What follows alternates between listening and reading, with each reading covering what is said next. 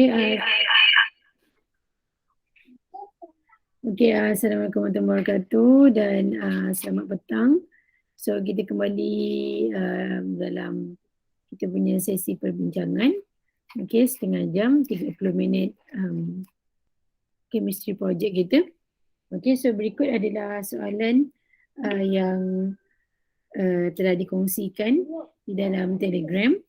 Jadi kalau boleh lihat bersama-sama. Okey, soalan ini ada datang daripada tajuk ikatan kimia. Okey, tajuk ikatan kimia yang telah dipelajari dalam soalan tingkatan 4. Jadi sekarang ni kita ada satu susunan elektron. Okay, kalau dapat soalan macam ni kita terus highlight lah. Okay, susunan elektron bagi gas A. So dia dah mention dah. Okay, dia dah mention bahawa ini adalah sejenis gas. Okay, sejenis gas. So kita ada NH3, jadi kita boleh terus tulis pada kita punya kertas soalan. Okay, kita pun boleh tulis A, gas A kita sebenarnya adalah NH3. Okay, so kita ada NH3. So NH3 kita adalah amonia. Okay, so that sekarang ni kita lihat gambar rajah kita bersama-sama. So gambar rajah kita lihat kita ada 1, 2, 3. Okay, kita ada 3 pasang elektron, okay, yang dikongsi bersama. So saya ulang sekali lagi, kita ada 3 pasang. Okay, so ini kita ada semua sekali kita ada single bond, ikatan tunggal. Okay. So ini kita panggil sebagai ikatan covalent tunggal, single bond. So in English dipanggil sebagai single bond. Okay. So bila kita bercakap tentang kita punya ikatan kimia, okay, kita ada perkongsian. Jadi bila berkongsi, okay, kongsi elektron dia merujuk kepada covalent. Okay, kongsi elektron merujuk kepada ikatan covalent.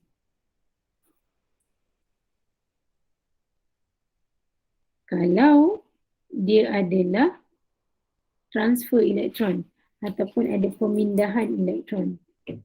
Okay, so term yang kita pakai adalah pemindahan elektron. So bila pemindahan maksudnya ada yang menderma, ada terima. Okay, so ada derma, ada terima. Jadi yang ini adalah ikatan ion. Okay. So ini konsep yang kita kena faham lah. Okay. So sekarang ni bila kita melihat kita ada amonia dan kita ada ikatan kovalent tunggal, kita tahu jenis zarah dia adalah molekul. Okay, molekul. Okay. So kalau masih ingat lagi, jenis zarah ada 3. Okay, jenis zarah ada 3. Di mana kita ada atom, molekul dan ion. Okay. Jadi bila dia adalah covalent, obviously dia mesti molekul. Tak ada yang lain lah. Okay, tak ada yang lain. Jadi sekarang ni jenis zarah kita adalah molekul. Okay, so tu dia. So apakah tujuan pembentukan ikatan kimia? So apa purpose dia ataupun apa dia punya aim lah. Jadi bila kita buat pembentukan ikatan kimia, kita punya alasan kita adalah untuk mencapai, okay, untuk mencapai kestabilan, okay, elektron, duplet dan oktet. Okay.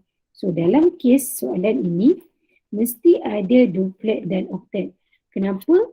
Sebab kalau awak perhatikan dalam gambar rajah kita ni, okay, amonia kita, kita punya nitrogen daripada, kalau kita boleh tulis kat sini, N kita sebenarnya susunan dia 2.5.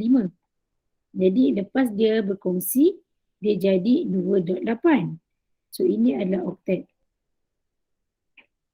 Okey, manakala kita punya hidrogen daripada 1 dia jadi 2. So ini duplet. Jadi dalam kes soalan ini mesti menyatakan kita telah untuk mencapai kestabilan elektron duplet dan oktet. Mesti. Dalam soalan ni saya ulang, mesti sebut duplet dan oktet. Sebab duplet ni dia merujuk kepada hidrogen, oktet ini dia merujuk kepada nitrogen. Okey, dalam kes ni. So, katakanlah kita jumpa soalan macam ni, tujuan pembentukan ikatan kimia, katakanlah bahan yang kita ada ialah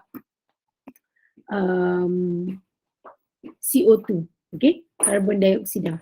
Jadi karbon dioksida mesti mencapai kestabilan elektron oktet. Okey, tak ada duplet. Sebab C kita, okay, kalau kita boleh letak kat sini, katalah kita ada CO2 sebagai contoh. Okey, kata kita ada CO2 sebagai contoh, C kita daripada 2.4, okey, akan jadi 2.8. Manakala oksigen kita daripada 2.6 akan jadi 2.8. Okay. So kedua-dua ini dia jadi oktet. Tak ada duplet. Jadi bila benda tu tak ada duplet, kita jangan tulis duplet. Okay, walaupun betul pembentukan ikatan secara umumnya ya untuk mencapai susunan elektron oktet atau duplet yang stabil. Okay, tetapi kita kena rujuk kes dalam gambar rajah sekiranya gambar rajah ada tunjukkan. Okay, sekiranya gambar rajah macam dekat atas ni, so kita kena rujuk gambar rajah ni. Kita tak boleh main basah je lah. Okay. Seterusnya, berdasarkan rajah 2, okay, so kalau you girls ada benda nak tanya, boleh tanya dekat ruangan chat dia.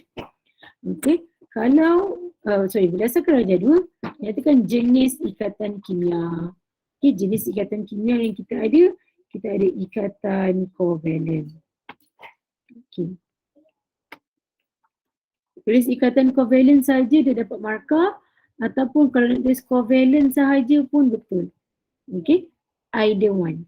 Sebab dalam perkataan ni dah ada perkataan ikatan. Jadi kalau tulis ikatan lagi sekali, tak ada masalah. Ini betul, ini pun betul. Yang salah, kalau tiba-tiba awak tulis sebatian kovalen. Okay, sebab dia tanya ikatan, tapi awak jawab sebatian. So dia salah lah. Okay, so sama ada awak jawab seperti di hadapan, ikatan kovalen ataupun kovalen sahaja sebab dah ada ikatan dalam soalan. So, boleh. Okay. Cikgu. Ya. Kalau soalan B tadi tu, memang kena guna dan ke? Ya, kena guna dan. Sebab dalam atau tak boleh? Atau dalam soalan ni tak boleh. Sebab dia memang N, nitrogen kita jadi oktet. Hidrogen kita memang jadi duplet. Sebab dia merujuk pada soalan. Okay. Kalau tulis umum, kalau soalan tanya umum, boleh letak atau. Okay. Kalau soalan tulis umum, boleh letak atau. Okay. So, seterusnya, terangkan bagaimana ikatan kimia itu terbentuk. Okay. Kenapa itu? Okay. So, soalan ni 2 markah. Biasanya soalan ni kita buat sampai 5 markah kan dalam kelas. Kalau dia dekat esei. Tapi kalau dia dekat soalan struktur macam ni, dia boleh tanya 2 markah ataupun 3 markah. Jadi bagaimana ikatan kovalen di atas ini terbentuk? So kita perhatikan kita punya gambar rajah sekali lagi. Sebab tu dia kata merujuk kepada rajah 2. Jadi apa yang berlaku dekat sini? Ya, satu atom nitrogen. Okay. Saya tulis N lah. Biar awak kena je. Okay, boleh je. Satu atom nitrogen berkongsi okay, 3 elektron valence dengan 3 atom hidrogen. Okay. Macam tu. Macam ni boleh tulis satu atom nitrogen berkongsi 3 elektron valence dengan 3 atom hidrogen. Okay. So satu atom hidrogen akan berkongsi dengan satu elektron valence daripada atom nitrogen.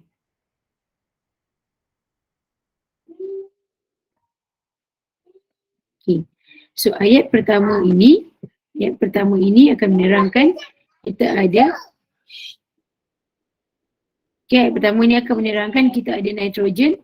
Nitrogen ini dia ada 3 elektron valence, okay, yang dikongsikan dengan 1, 2, 3. Okay. Ayat kita yang kedua ini dia merujuk kepada satu atom hidrogen ini dia akan berkongsi dengan setiap pasang itu. Okay. Akan berkongsi sepasang itu. Kat sini. Okay. Jadi perkara yang akan dicari ataupun yang ke mana yang kita nak tahu dia wajib ada, dia pertama sekali wajib ada perkataan atom. Okay, mesti cerita. Bila cerita mesti sebut atom. Yang kedua, kita mesti mention tentang perkongsian. Apa yang dikongsi? Dia kongsi elektron valence. 1, 2, 3. What is it? What do you want? Sekejap ya. Okay. So macam itulah.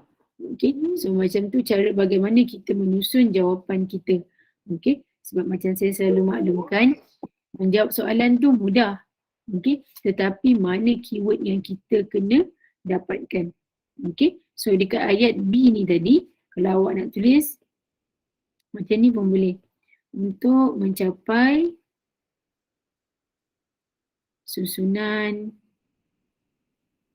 elektron duplet dan oktet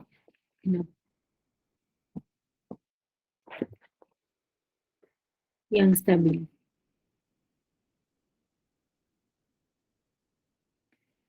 Macam tu.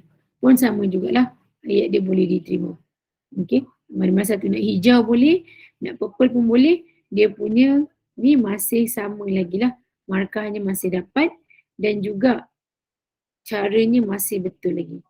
Ada perkataan duplet, oktet dan perkataan stabil. Okey. So seterusnya kita ada soalan yang berikutnya.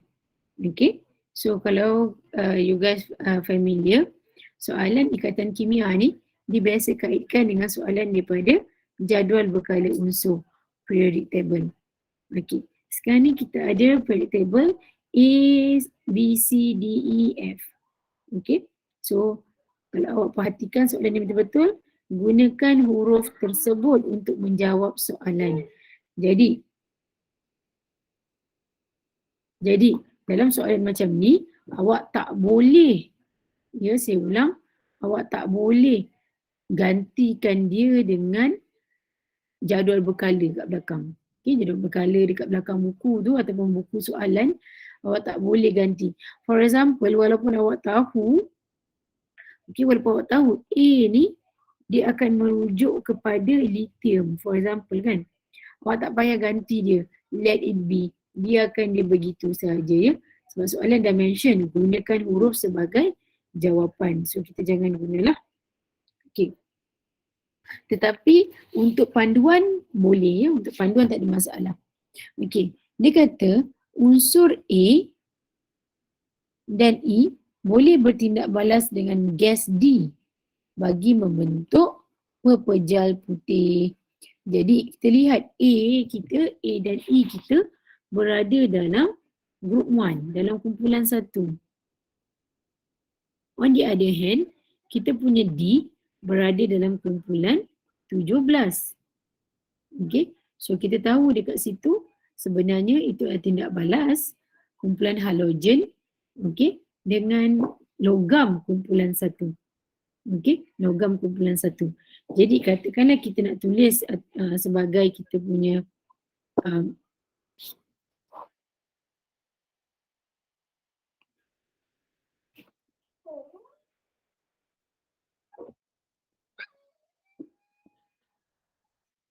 Okey. Kalau kita nak tulis sebagai kita punya apa kita panggil panduan, kita boleh tulis itu. Katalah kita guna Li. Li plus Cl2, for example kita pilih Cl2, kita akan dapat LiCl. So kita balancekan, kita akan dapat 2. So dekat sini sebenarnya ini adalah yang datang daripada kumpulan 1. Ini datang daripada kumpulan 17. So ini sebenarnya yang jadi white solid ataupun pepejal putih tadi. Okey. Macam tu. Itu sebagai panduan kita lah in case kalau kita dapat soalan macam ni kan. So itu bentuk dia sebenarnya. Okey. Itu bentuk dia sebenarnya. So katakanlah kalau dia minta kita ganti ke apa semua, tak ada masalah lah. Okey. So soalan kata, soalan pertama, dia kata antara unsur A dengan E, yang mana lebih reaktif apabila bertindak baras dengan gas D. Jadi kita lihat A dan E. Kita tahu konsep bagi kumpulan 1, bila dia menuruni kumpulan, dia akan menjadi lebih reaktif. So dekat sini kita tulislah jawapan kita, E. Okey, seterusnya kita ada kita ada soalan yang seterusnya dia tanya kita kenapa. Okey, so kalau semua masih ingat lagi, benda ini kita ada bincangkan dalam kita punya Telegram pun ada kita bincangkan tentang kenapa kumpulan 1, kenapa kumpulan 1 bila menuruni kumpulan dia lebih reaktif. Okay. So dekat sini kita mesti merujuk kepada yang pertama, kalau kita lihat dia ada 2 markah. Dia ada 2 markah. Jadi maksudnya soalan dia mestilah merujuk kepada apa dia punya konsep dekat situ. Konsep dia dekat situ mestilah yang bercakap tentang bila menuruni kumpulan, apa yang berlaku. So kita boleh kata, kenapa dia lebih aktif, kenapa dia lebih reaktif untuk 2 markah. Yang pertama kita boleh cakap,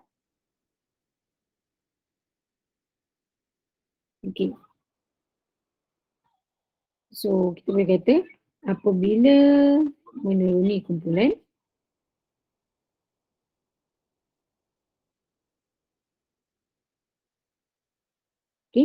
bila menuruni kumpulan, bilangan petala akan bertambah.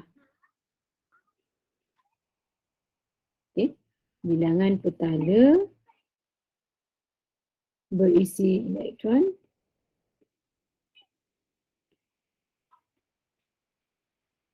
semakin bertambah.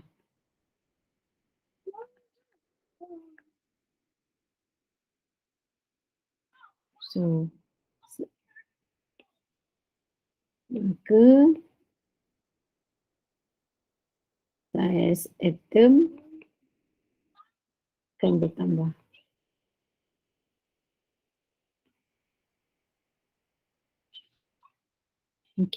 So bila saiz atom bertambah,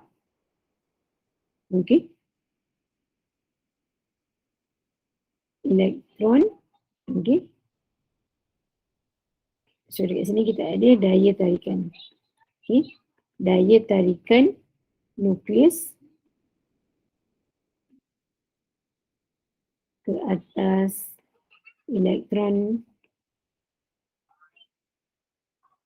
valence,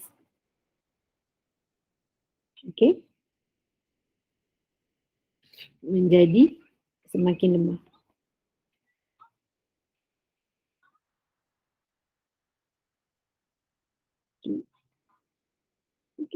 So bila daya tarikan semakin lemah, maka lebih mudah untuk kehilangan elektron valence. Elektron valence. Okay, so dekat sini poin yang penting kat dia, bila menuruni kumpulan, okay, saiz atom akan bertambah.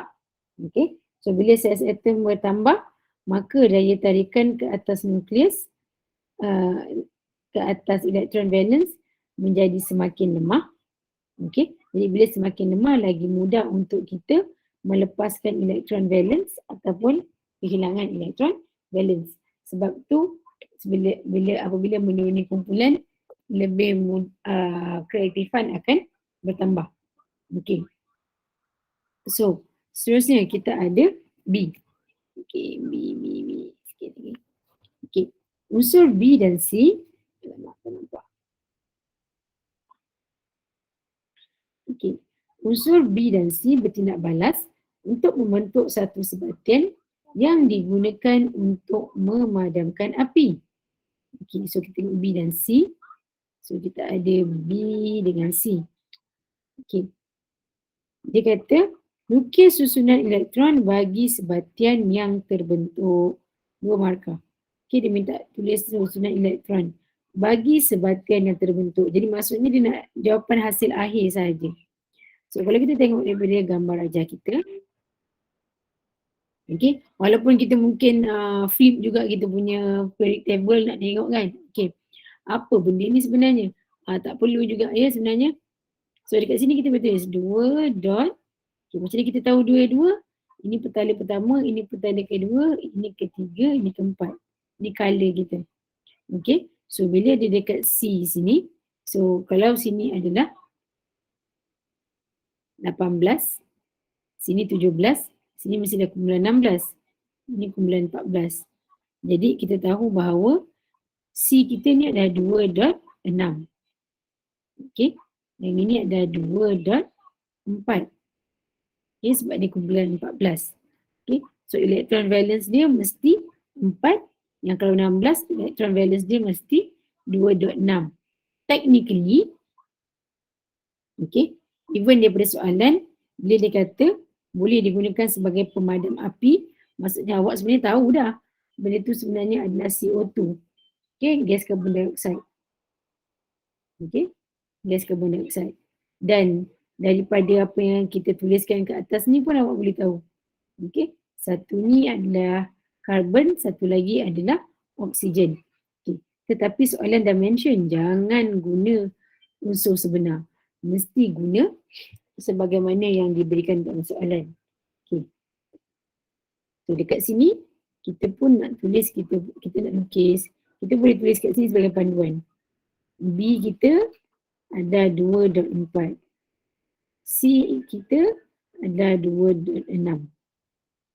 Okey. B kita memerlukan 4 lagi. C kita memerlukan 2 untuk apa? Nak capai oktet. Jadi, orang yang perlukan paling banyak, dia kena berada di tengah. Okay. So, kita pun tulis C and then 1. Okay, itu dia punya nukleus. Petala pertama, petala kedua. Okay, so saya lukis lagi 1. Okay, C pula, sorry. Ini B.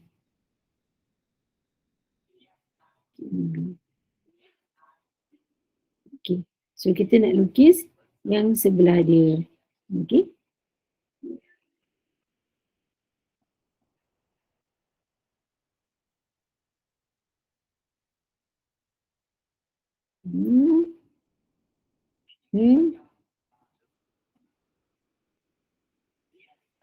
Okay.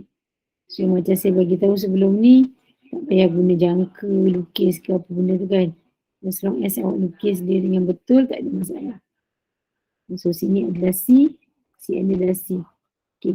Katakanlah untuk B tu kita buat bulat 1, 2, 3,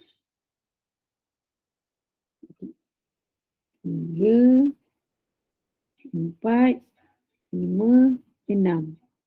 Okay. Orang ni pula yang C So ada 1, 2, 3, 4, 5, 6, 7, 8. Yang bersama, sorry. Dia buat pangkah, sorry. Bezakan dia. 1, 2, 3, 4, 5, 6, 7, 8. 1, 2, 3, 4, 5, 6, 7, 8. Okay, so itu lukisan kita lah. So technically apa yang kita lukis sebenarnya adalah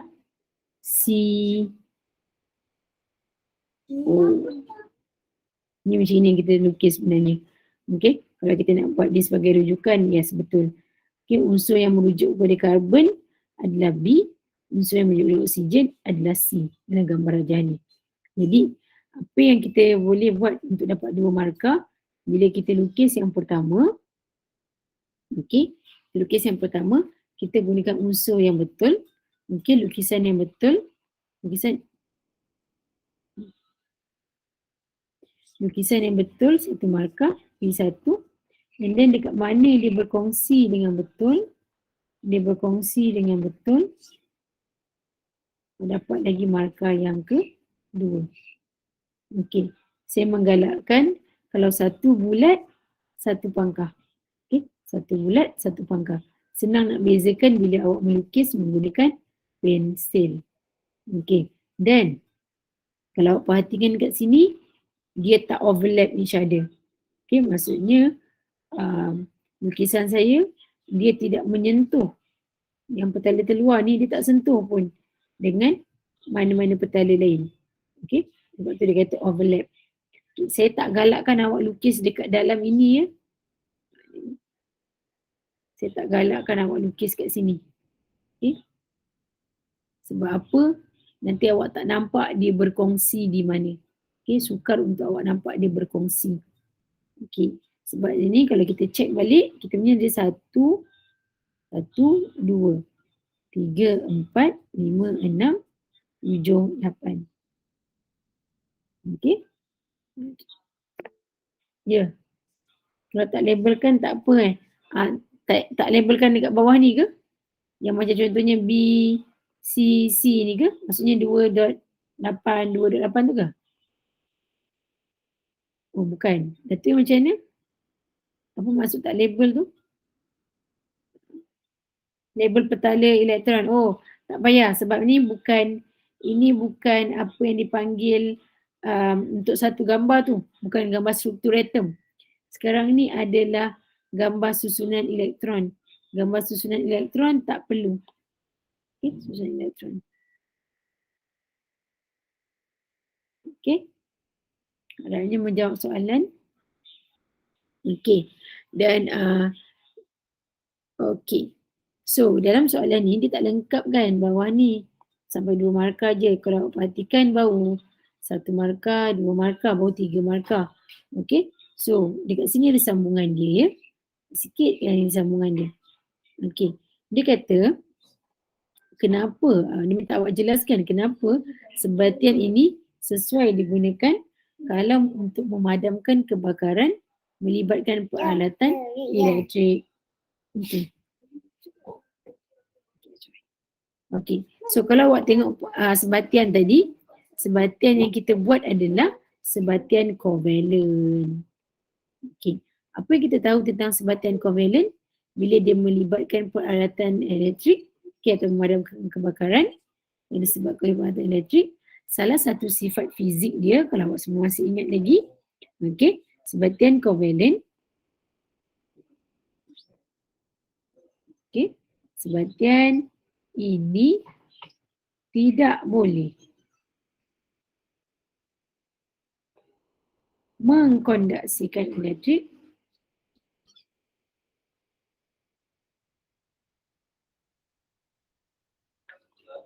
dalam semua keadaan. Okey. Jadi sebab itulah karbon dioksida ini sesuai digunakan untuk memadamkan kebakaran yang melibatkan peralatan elektrik. Sebab dia adalah sebatian kovalen. Sebatian kovalen inilah dia punya sifat fizik. Dia tidak boleh mengkondaksikan elektrik dalam semua keadaan. Jadi itu yang dia nak tengok ya. Dia nak tengok sama ada murid memahami konsep konsep sebatian kovalen ataupun tidak. Okey. Seterusnya, soalan terakhir sikit lagi. Okey. Dia kata unsur F digunakan dalam proses Haber untuk meningkatkan kadar pengeluaran amonia. Okey. So kalau kita tengok unsur F kita ni, dia apa yang kita panggil dalam kumpulan unsur peralihan ataupun logam peralihan. Jadi, selain daripada digunakan sebagai mangkin, meningkatkan kadar pengeluaran ni, sebenarnya dia merujuk pada fungsi dia sebagai mangkin. Okay. Dia minta satu ciri istimewa yang lain. Okey, bagi unsur F. Jadi kita tahu unsur F ni selain daripada menjadi mangkin, dia mempunyai